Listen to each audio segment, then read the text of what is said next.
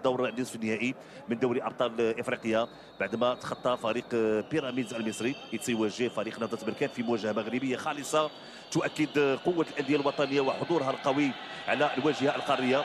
على مستوى الدوري الاحترافي له 3 مباريات ناقصه، غادي يلعب واحده منها الان.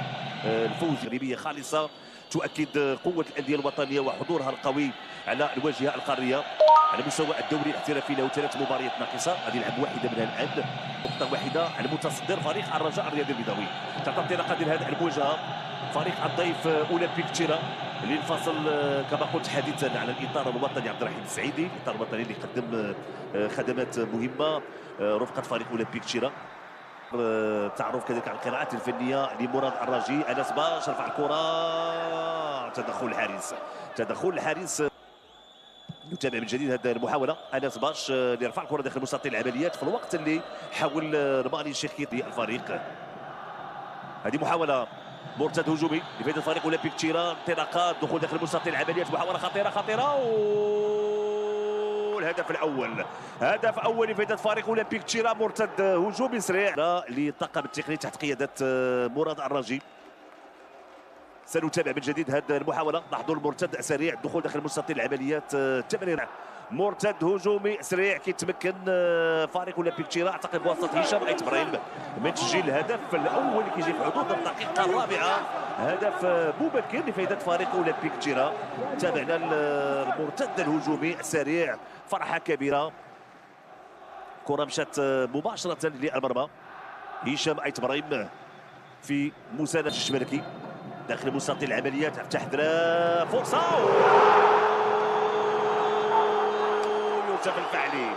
يوسف الفحلي في المكان المناسب يضع الكره في الشباك. هدف تعادل لفائده فريق الجيش الملكي، تقريبا يعود في نتيجه هذه المباراه بالنسبه للجوله. يوسف الفحلي القاعد من الخلف يضع الكره في الشباك. نتابع من جديد كبيره ديال جماهير فريق العسكري وكذلك الكسندر ميغيل دو سانتوس من كره ثابته تم استثمارها على نحو تحرك ديال يوسف الفحلي. اذا هدف لمثل بين الفريقين. وتمرير ديال عبد الراق، تمريره البحث عن المرتدات السريعه، انطلاقه على مستوى الجهه اليسرى. هذه محاوله بواسطه اللاعب محمد هبالي كينتظر المسانده، امكانيه العرضيه، تدخل والتغطيه حاضره. كانت تمريره من طرف المدافع الايمن حمزه جلال الله، هو يلعب الكره. انس باش فريق اولمبيك تشيرا تغيير اتجاه الكره بشكل ممتاز عند اللاعب حمزه جلال الله. محاوله الحكم كيعلن خطا والبطاقه لمروان الودني. اول انذار في المباراه فريق، وتمناو المراد الزيتوني وكذلك عبد الرحيم السعيدي التوفيق في محطتهم المهنيه على الواجهتين المحليه والافريقيه، وصولوا للدور النصف النهائي في الوقت التوالي. محاوله للتصميم لكن الكره طويله شتيره. قلت بان الجيش الملكي بنتائج كانت قويه على مستوى دوري ابطال افريقيا بيد الفريق، لكن استرجع كره من يوسف الفحلي. هذه محاوله لفائده فريق الجيش الملكي. يوسف الفحلي انطلاقه ديال احمد حمودان. يوسف الفحلي كرفع كره رضا سليم، لكن خروج ديال الحارس محمد إدار في تغيير اتجاه الكره. ايوب بن عدي لهشام ايت ابراهيم كيرفع الكره داخل مستطيل العمليات، لكن الكره اقرب للحارس احمد رضا التقنوتي. خيب احمد رضا التقنوتي قدم مستويات عاليه خصوصا على مستوى منافسات دوري ابطال افريقيا. تبادل المحاوله سديده، تدخل الحارس محمد إدار طلب وسط اللقاء. صباح الان مرتد سريع لفائده فريق اولمبيك تشيرا، انطلاقه على مستوى الجهه اليسرى، انطلاقه ديال اللاعب محمد هبالي يمرر، لكن التغطيه حاضره من طرف المدافع الانغولي كارنيرو اوغيستو. صباح كذلك مرتد سريع لفائده رضا سليم شو يعمل رضا سليم يبحث عن المسانده. رابع حريبات العميد محمد رابع حريبات وتدخل ومحمد إدار في المكان المناسب. تسديده حارس إدار اللي سقط فوق ارضيه الملعب. نتابع من جديد هذه المحاوله افتح هدف اللي سدد بكل قوه، وتدخل الحارس إدار بطريقه ممتازه. الجيش بواسطه اللاعب يوسف الفحلي داخل مستطيل العمليه. الفحلي شغل يعمل، حاول يمرر لكن التمريره ما كانتش بالشكل الجيد. التغطيه كانت حاضره من طرف مولي الكوج. صباح العالم مرتد هجومي لفائده فريق اولمبيك تشيرا. تقدم ديال العميد ايوب بن عدي احتفظ بالكره. ايوب بن عدي تقوم تباطأ كثير. ترفعت الكره داخل المستطيل العمليه، تدخل انس باش دائما لفائده فريق اولمبيك تشيرا. تمكنش من جديد منير الكوج كيلعب كره طويله، هذه محاوله لفائده فريق اولمبيك تشيرا. رفعت الكره وهدف ثاني، هدف ثاني لفائده فريق اولمبيك تشيرا بطريقه ممتازه بواسطه اللاعب محمد هبالي. اولمبيك تشيرا كيتمكن من تسجيل هدف، كان خروج الحارس احمد رضا التكنوتي، تمكن انه يرفع الكره ويوضعها في الشباك، وهدف ثاني لفائده فريق اولمبيك تشيرا. محمد هبالي كيتمكن من تسجيل الهدف الثاني. سنتابع الاعاده من جديد، تمريره من طرف منير الكوج. هبالي طريقه باش رفع الكره طريقه ممتازه. حمودان محتفظ بالكره، كيمرر في اتجاه اللاعب رضا سليم. رفعت الكره، دي محاوله خروج حارس دائما الخطوره، لكن تغطيه حاضره من طرف سليم. تعلق العديد من الحراس صراحه بالدوري الاحترافي. دي محاولة لربيع حريمات، كان بإمكانه يسجل هدف التعادل. تعلق ديال الحارس محمد إدار في الوقت اللي تحدثت على تعلق عديد الحراس. محمد إدار الجواب كان سريعا بهذا الشكل بهذه الطريقة، تم يحاول أنه يغلط الحارس الشمالكي. ما نساو صراحة الدين شهاب اللي كان تعلق كذلك والحضور ديالو مع المنتخب المغربي رفقة فريق المغرب الفاسي. بالتالي كيكون لمحاولة مكافأة الحراس على مجهوداتهم، على مثابرتهم، كيدو كيتم من إمكانياتهم وجاهزيتهم للحضور دائما مع المنتخب المغربي. هذه محاولة بواسطة اللاعب أنس باش تصل لأحمد حمودان. الجيش الملكي يحاول ترفعات الكرة، تدخل دائما تغطية، الخطورة متواصلة لكن سهلة عند الحارس محمد إدار. أحمد حمودان تسديدة لكن مكان الرجاء، ثم تعادل آخر كان أمام اتحاد طنجة، ثم انتصار ثاني كان في الجولة الرابعة أمام أولمبيك. هذه محاولة تدخل الحارس كان تدخل الجولة الرابعة، 3 أهداف مقابل لا شيء. بعد ذلك تابعنا انتصارين متتاليين أمام حسنة أكادير وأمام فريق فتح الرياضي. تابعوا هذه المحاولة لبدء فريق الجيش الملكي يوسف الفحلي، والكرة في الركنية الثانية لفريق الجيش الملكي الذي يمثل الخطورة على الدفاع على مرمى فريق أولمبيك تشيرا. يوسف بدات بسرعة، زين الدين الدراك يسدد والكره تمر جانبا. اعتقد ان الكره لمست احد لاعبين على مرمى فريق اولمبيك تشيرا رضا سليم الراسيه، لكن تدخل ما كانش هناك خطا. الحكم كيطلب وسط اللقاء، كانت المتابعه ديال الفحلي كيسترجع الكره. يوسف الفحلي كيبحث عن المسانده في حدراف. هذه محاوله في الفريق الشمالي حدراف، تمريره لكن التغطيه حاضره من طرف المدافع الشيخ كيتا.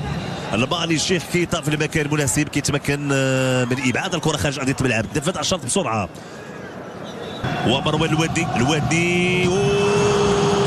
الكره لمست اعتقد على القائم. محاوله كانت ممتازه لفائده فريق الجيش الملكي.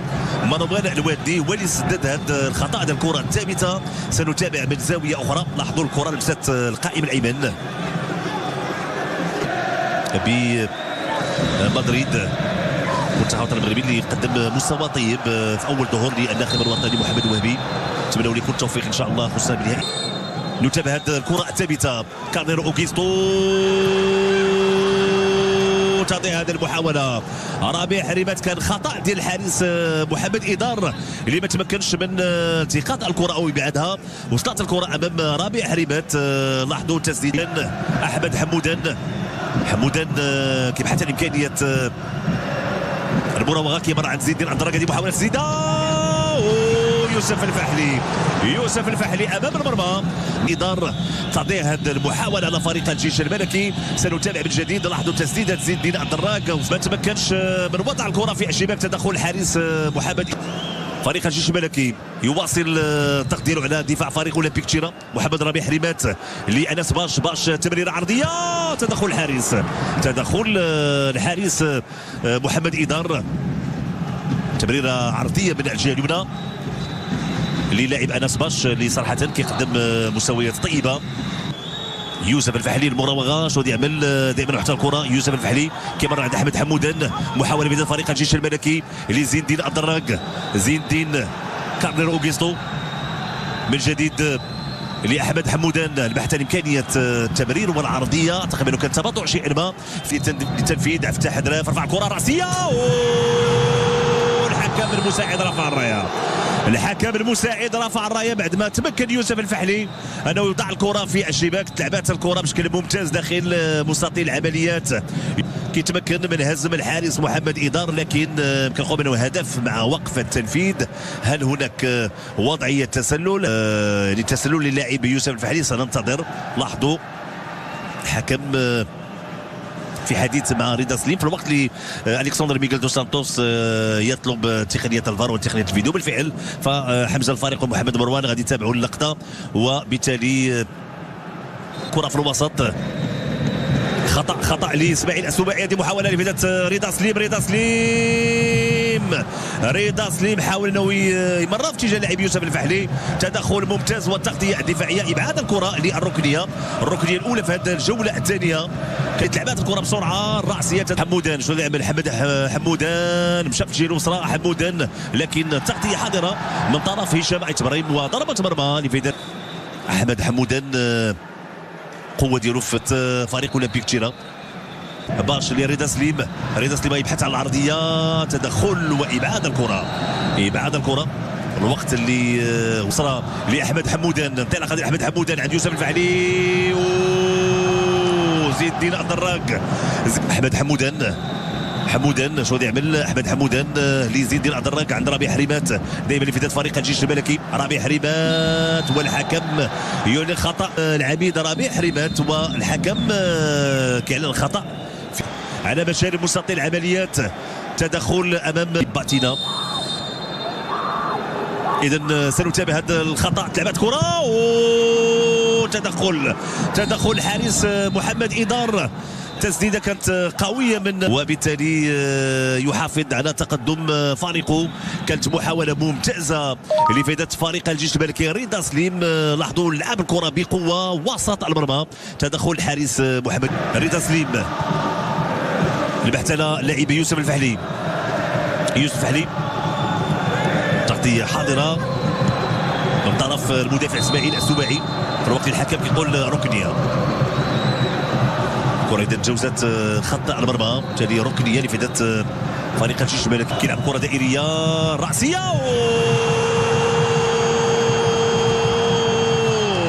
العميد محمد ربيع حريمات يجد الحل. حريمات في المكان المناسب، هو المنقذ، هو صاحب الحل. لاحظوا ردة فعل ديال المدرب المنتخب ويضع الكرة في الشباك. هدف تعادل لفائدة فريق الجيش الملكي من ركنية ربيع حريمات. يضع جنبنا عند انس باش كيرفع الكرة العرضية. تدخل وابعاد الكرة من طرف الحارس محمد إدار امام فريق الجيش الملكي. جاود المحاولة ركنية وتدخل الحارس إدار مرة أخرى. إذا الحارس حافظ إيد سعيد كيطلب التغيير، كيقوم الآن بعملية ديال الإحماء. إذا مرة أخرى حارس إدار كيسقط فوق أرضية الملعب ويطلب التغيير. سنتابع من جديد. كرة في الوسط. رضا سليم كيبحث على المساندة. تمرير عند يوسف الفحلي، لكن التغطية الدفاعية حاضرة من طرف اسماعيل السباعي. رضا التقنوتي كيلعب الكرة طويلة. هذه محاولة بواسطة اللاعب رضا سليم. تمريرة مرت جانبا. كرة مرت جانبا الرأسية. كانت محاولة لفائدة فريق الجيش الملكي اللي كان قريب من تسجيل الهدف الثالث امامنا. يوسف الفحلي، كان تحرك ديال يوسف الفحلي وكذلك محسن بوريكا. نتابعوا يوسف افتح درف. تمريرة، هذه محاولة عند رضا سليم. شنو يعمل رضا سليم داخل مستطيل العمليات؟ رضا سليم مرارو هو العميد في المكان المناسب، يضع الكرة في الشباك. محمد ربيع حريمات يسجل الهدف الثالث اللي كيمنح التقدم لفائدة فريق الجيش الملكي. فرحة كبيرة للاعبين وللجماهير. تمريرة من رضا سليم نحو اللاعب محمد ربيع حريمات في المكان المناسب. مرة أخرى يضع الكرة في الشباك بطريقة ممتازة، وهدف ثالث لفائدة عند ربيع حريمات لوحده أمام المرمى. يضع الكرة في الشباك بطريقة ممتازة. هدف ثالث وثنائية. تمريرة، هذه محاولة لفائدة فريق اولمبيك تيرا لبحث عن امكانيه الدخول داخل مستطيل العمليات. محاولة بواسطة لاعب محسن عبا وتدخل لأس ملكي هذا الموسم. تبدأ المحاولة تسديدة لكن كرة بعيدة على مرمى الحارس. تدخل استرجاع كرة تمريرة ممتازة. هذه محاولة من فريق الجيش الملكي بواسطة لاعب جلال الدين لكن العودة ديال اللاعبين والمدافعين ديال الفريق اولمبيك تيرات رفعت كرة تغطية دفاعية حاضرة تعود من جديد لفائدة فريق الجيش الملكي. جلال الدين خفيف عند ربيع حريمات مرة أخرى. جلال الدين حاول انه يوصل للقائمة الثانية لكن الكرة ديالو مشات بعيد. تعطي هذا الفرصة وديال المحاولة على لاعب جلال الدين خفيف اللي دخل خلال هذه الدقائق. تسديده لكن الكره بعيده. لاحظوا على غرار الموسم الماضي. هذه محاوله لفائده فريق اولمبيك تشيرا داخل مستطيل العمل. محاوله دائما خطوره متواصله. تدخل احمد رضا التاكناوتي ينقذ مرمى من هدف كان محقق لفائده فريق اولمبيك. ممتازه للاعب ياسين جبران كرش من ابعاد الخطوره. انطلاقه كانت بعد الكره. اولمبيك تشيرا لم يتم استثمار المحاوله ولم يتم استثمار الفرصه لانه لقى امامه حارس اسمه احمد رضا التاكناوتي. سنتابع من جديد هذه المحاوله في فريق اولمبيك تشيرا. لاحظوا انس باش